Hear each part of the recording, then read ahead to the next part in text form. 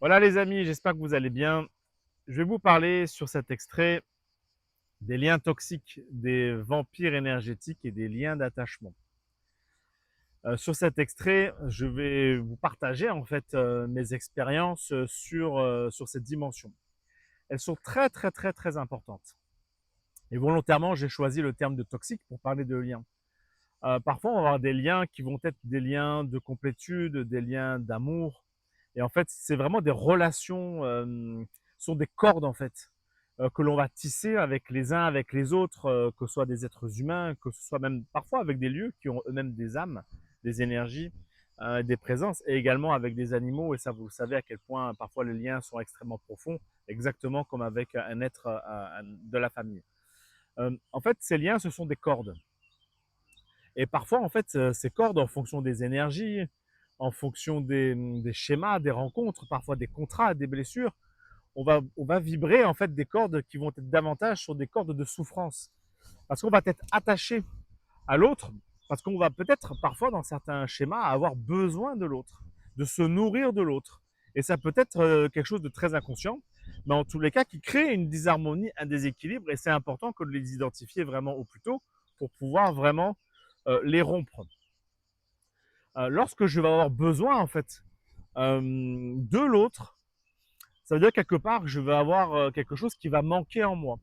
Et ce manque, je vais le rechercher à l'extérieur à travers peut-être mes enfants, à travers mon mari, à travers un ami, etc. Parce que quelque chose va manquer en moi et je vais avoir besoin de le combler à travers l'autre. Alors ça devient vraiment un lien de souffrance.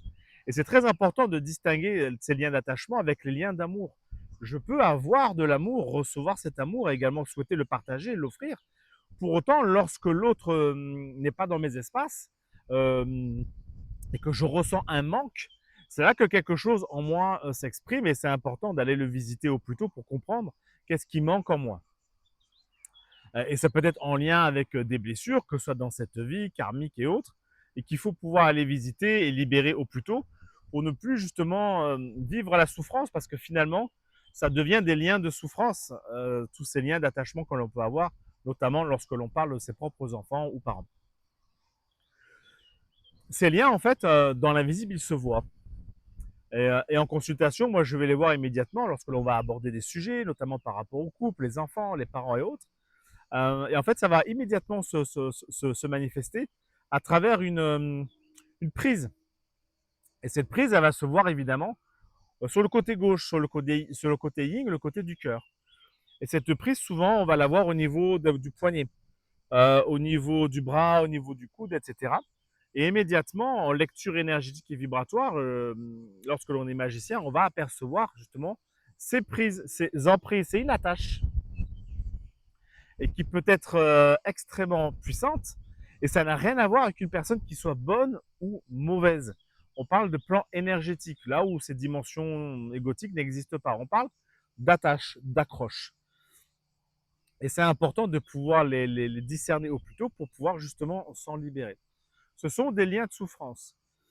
Donc le guérisseur, ce qu'il va faire, c'est déjà apercevoir, entendre et écouter ses plans, apercevoir ses accroches et ses attaches. Il verra du coup si on est sur le plan du cœur, où là on parle vraiment d'attachement affectif, ou c'est si jamais cette accroche, cette chaîne était sur le côté droit, et là on serait plutôt sur quelque chose de très mental, de quelque chose qu'on ne veut pas lâcher, de quelqu'un qu'on ne veut pas lâcher parce qu'on n'a pas accepté. Et là on est vraiment sur une dimension cérébrale, mais qui est également source de souffrance, hein, autant que le cœur. Mais le guérisseur, c'est ce qu'il va voir, il va regarder déjà quel est le plan sur lequel il peut y avoir une emprise, une attache. Il va donc apporter cette conscience à la personne qu'il va rencontrer en consultation, déjà pour lui permettre d'entendre et d'apercevoir cette prise, cette emprise, ce lien qu'on peut appeler toxique parce qu'il consomme de l'énergie et c'est un lien de souffrance, alors c'est vraiment quelque chose qui est toxique. Encore une fois, j'insiste, même lorsque l'on parle d'un ami ou d'une famille, dès l'instant que ça crée une énergie de souffrance, on peut nommer ça toxique. Ça n'a rien à voir avec tout l'amour et le lien de sang que l'on peut avoir pour une personne, avec une personne. Donc la personne, le guérisseur va entendre, va faire apercevoir à l'autre par sa conscience, ses propres ressentis. Et la personne va donner en fait son accord en fait de couper en fait ce lien qui est déséquilibré. Il peut y avoir différents schémas, différentes situations qui peuvent expliquer chaque cas. Donc là, le guérisseur va offrir en fait l'opportunité à la personne de prendre conscience de ce lien d'attachement qui n'est pas juste. La personne va passer dans son cœur en fait cette information, le ressentir et va choisir. Ça, c'est son libre arbitre, c'est son pouvoir personnel de rompre ou pas ce lien de souffrance, ce lien toxique. C'est pas le rompre le lien d'énergie d'amour, c'est rompre le lien de souffrance, c'est l'accord. Et ensuite, le guérisseur va, à travers ses énergies et sa magie, appliquer justement et couper ce lien de souffrance pour que la personne en soit libérée. Et ensuite, vérifier avec une écoute vibratoire énergétique si ce lien de souffrance est coupé pour que la personne puisse ensuite justement reprendre et retrouver tous ces espaces. Alors c'est très important de pouvoir le faire. On peut déjà le faire soi-même, on peut le faire là comme je viens de l'expliquer avec un guérisseur, avec un chaman qui va très facilement entendre et voir ses cordes et ses plans pour pouvoir se libérer au plus tôt, pour ne pas continuer à nourrir et à entretenir de la souffrance.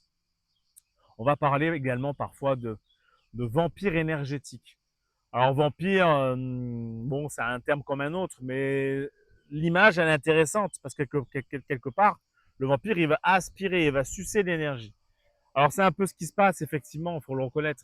Lorsque une personne est dans une énergie noire et négative, de par sa propre personnalité, qui est vraiment dans l'aigreur, la rancœur, beaucoup de choses, mais parfois, c'est pas sa personnalité, elle va être dans une énergie négative parce qu'elle traverse tout simplement la souffrance à travers la maladie.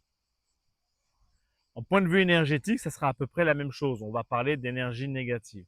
Alors, lorsqu'une personne, que vous êtes en contact avec elle, qui est dans ces plans et ces énergies négatives, et que vous êtes dans son environnement, vous allez automatiquement avoir un impact. Quand vous êtes guérisseur, bah là, c'est votre travail, donc vous savez maintenir vos espaces et vous protéger. Mais lorsque on est simplement un être vivant, on n'a pas forcément toutes ces facultés, toutes ces compréhensions, tous ces mécanismes de protection, et on peut être assez vulnérable. Et le simple fait d'être en présence d'une énergie qui est difficile, qui est lourde, bah en fait, ça va nous aspirer. C'est la différence de potentiel. Une énergie négative en présence d'une énergie qui est positive, voire très positive, bah ça automatiquement, hein, c'est des niveaux qui vont se réharmoniser. Vous allez offrir, même si c'est pas de votre choix, de votre volonté, vous allez offrir et faire couler cette énergie vers l'autre, qui elle va s'en nourrir et va se sentir tellement bien avec vous par une simple écoute, une simple présence, va pouvoir recevoir votre énergie et également, bah, ça arrive souvent se décharger en partageant toute sa souffrance. Et vous, bah, comme peut-être super bonne oreille et bon réceptacle, vous allez récupérer ces énergies. Et par contre, vous, à l'inverse, selon votre capital énergétique, bah, vous allez vous charger négativement et peut-être vous vous sentirez mal assez vite en présence de ces personnes. Alors là, c'est une posture aussi à avoir, à ressentir. À quel moment je ressens qu'il est juste que d'écouter cette personne se déverser, à quel moment il est juste au contraire d'aller apporter cette écoute et cette présence, cette personne, et peut-être aussi de l'orienter vers des professionnels lorsque vous allez ressentir que vous, bah, vous n'allez pas pouvoir l'aider et être une réponse par rapport à ce que la personne, elle traverse. Et là, vous allez devoir bah, refermer ces espaces pour vous protéger et vous préserver. C'est important de bien avoir conscience pour aussi justement ne pas être affecté par ces énergies extérieures, même quand la personne souffre, etc. Parfois, clairement, c'est pas vous qui pouvez apporter une réponse. Et parfois, des personnes aussi font des choix bah, qui ne sont pas ceux qui leur permettent de se libérer de la souffrance. Et c'est à chacun aussi que de faire les bons choix et de prendre la responsabilité de se prendre en charge et peut-être parfois aussi de changer de comportement ou d'aller rencontrer les personnes qui peuvent les aider. Alors tous ces plans sont extrêmement importants et c'est important de se poser pour aller ressentir est-ce qu'une relation est juste? Comment je me sens en fait une fois que la personne en fait elle est dans mon espace, dans mon champ énergétique? Est-ce que je me sens bien? Est-ce que je me sens mieux? Est-ce que je me sens finalement plus mal et peut-être même beaucoup plus fatigué, affecté? Alors là, ce sont un peu les signes qui doivent vous alerter et également de ressentir en fait lorsque la personne n'est pas là. Est-ce que je vis la souffrance dans un certain degré, ça dépend de chacun, à travers l'absence de l'autre? Et là, ce sont vraiment des signes importants que j'ai quelque chose en moi qui demande à être recouvré. Et du coup, justement, à retrouver à travers cet état en fait de conscience, de me poser avec moi, ou peut-être d'être aussi justement aidé, soutenu pour comprendre et entendre ce qui demande à être recouvré. Voilà, je vous embrasse et n'hésitez pas à faire part des prochains sujets que vous souhaiteriez que j'aborde sur cette chaîne. À très bientôt, prenez soin de vous et de vos énergies.